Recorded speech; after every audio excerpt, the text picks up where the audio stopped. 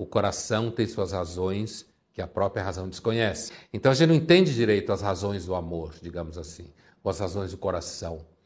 Então acho que não dá para dizer que o amor é um sentimento bom, simplesmente do ponto de vista do cotidiano, porque às vezes você pode sofrer justamente porque você ama uma pessoa e ali tem um contexto difícil e complicado. O mundo contemporâneo repleto de adultos infantis.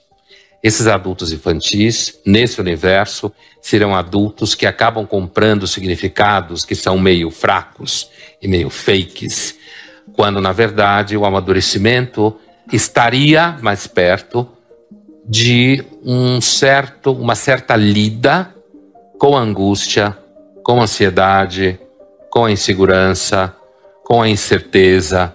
E todo esse conjunto de elementos, me parece que o amadurecimento, a não infantilidade, a aceitação do amadurecimento está mais associado a perceber que às vezes não é claro o propósito, não tem propósito, não tem significado. E por incrível que pareça, talvez nesses momentos você consiga respirar melhor.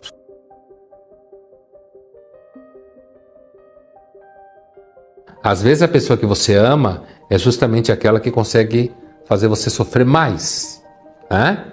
Como dizia o filósofo Pascal no século XVII, ninguém ama uma pessoa por razões lógicas. O coração tem suas razões que a própria razão desconhece. Então a gente não entende direito as razões do amor, digamos assim, ou as razões do coração. Então acho que não dá para dizer que o amor é um sentimento bom, simplesmente do ponto de vista do cotidiano, porque às vezes você pode sofrer justamente porque você ama uma pessoa e ali tem um contexto difícil e complicado para a realização do amor.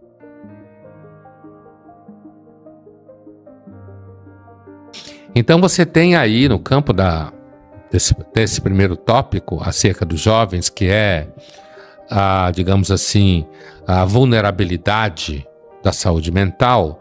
Você tem famílias reduzidas, atomizadas, você tem muita solidão por parte dos jovens em casa, porque eles têm poucos irmãos ou nenhum, cada vez mais nenhum, né?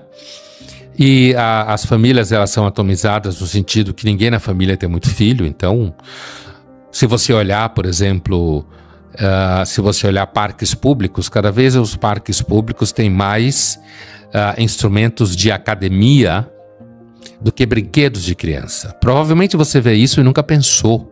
Por quê? Porque, na verdade, cada vez mais as pessoas querem instrumentos de academia nos parques públicos. Elas não querem brinquedo de crianças, porque elas não têm crianças.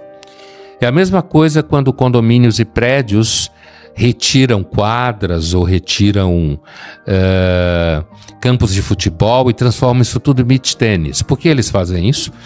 Porque os casais jovens querem jogar beach tênis. Eles não querem filhos para ficar brincando nos parques.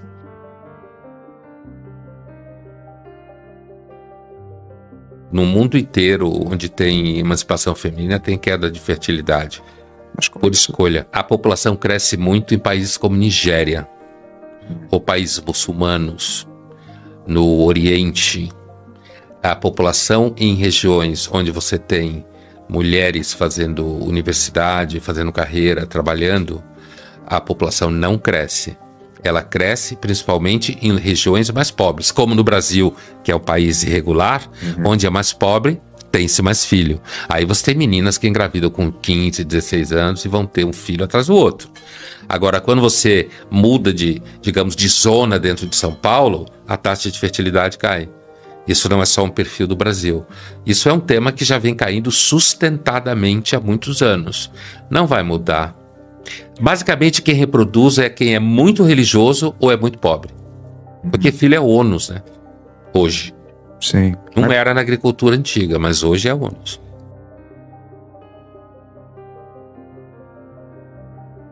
Eu acho que não dá para afirmar, né? Primeiro porque hoje quem tem mais filho é quem é mais pobre mesmo, né?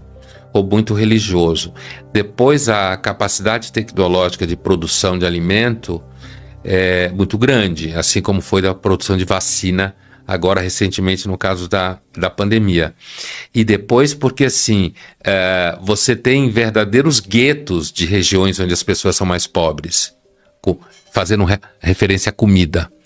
Depois existe, como aqui no Brasil vem se construindo desde o governo Fernando Henrique Cardoso, e não só no Brasil, uma consciência de que tem uma parte da população que está tão além de qualquer possibilidade de acesso à comida que tem que se dar dinheiro para eles mesmos, que é uma conclusão muito doída, porque eles não vão conseguir acessar, o mercado não consegue distribuir nessa velocidade as riquezas.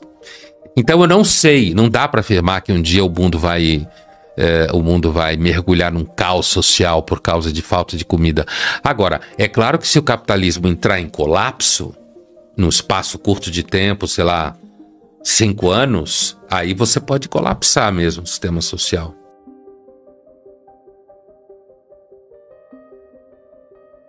De tecnologia a gente porque sim, a tecnologia é a gramática do mundo capitalista contemporâneo. Então todo mundo é dependente da tecnologia, em maior ou menor grau. É claro que as gerações que estão aí com 15, 16 anos provavelmente vai ter uma adição a celulares e tecnologia ainda pior do que quem tem 30 anos agora. Sim. Agora veja bem, dependência emocional é uma característica da natureza humana. A gente depende emocionalmente de uma série de coisas. Vamos ficar só no âmbito das pessoas. Sim.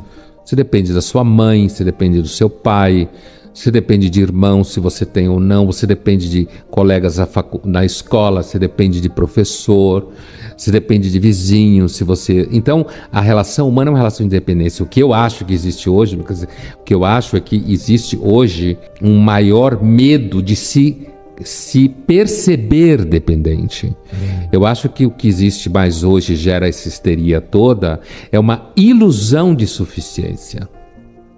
Daí essa paura toda, esse medo todo, quando você se descobre dependente emocionalmente. E aí tem um monte de, sei lá, de gente que faz autoajuda por aí, coach, o cacete, que fica dizendo pra você que você vai conseguir ser uma pessoa que não desenvolva dependência emocional. Dependência emocional é você se apaixonar, é você precisar de afeto, você precisar de alguém que cuide de você. Nós somos frágeis. Não adianta dizer o contrário, a gente é frágil. Claro que uns mais que outros, em alguns momentos mais do que outros. Então, acho dependência emocional, é claro que é normal. Agora, é claro que tem gente que tem um nível de dependência emocional. Que não vive sem a outra pessoa. Ah, sim. Assim, isso normalmente era a ideia do amor romântico, né? Sim. Se você não tem a pessoa, você morre. Chora, de sofre, tristeza. Para de respirar, né? Hoje vamos chamar isso de relação tóxica. Mas é claro que tem gente que, de fato, estabelece uma dependência emocional monstruosa. Agora, eu acho que há uma piora disso... Porque existe sim uma ilusão e uma expectativa de que você seja mais autossuficiente. Existe muito medo de amar, de desejar, muito medo. Porque torna você dependente do objeto do desejo.